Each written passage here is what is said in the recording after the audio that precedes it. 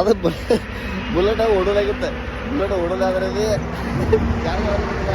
ನಾವು ಅವ್ರನ್ನ ಗೆದ್ದು ಹಿಂದೆ ತರ್ತೀವಿ ಒಂದು ನಂಬಿಕೆ ಐತ್ರಿ.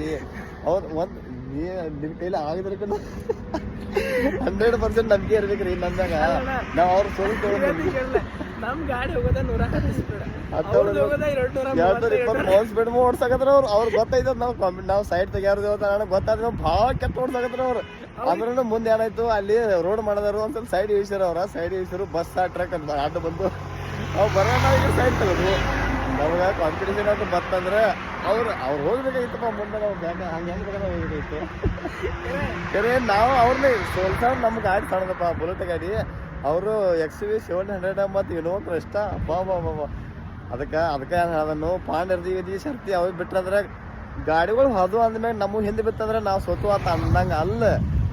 ನಾವು ಹಂಗೆ ಕೊನೆ ಕ್ಷಣ ತಗ ಹೋರಾಡಬೇಕು. ಯಾವಾಗ ಭೀ ಲೈಫ್ದಾಗ ಹಂಗ ನಾವು ಸೋಲ್ತೇವ ಇದ್ರ ಗೆಲ್ತೇವ ಹಠ ಹೆಚ್ಚಿರ್ಬೇಕು.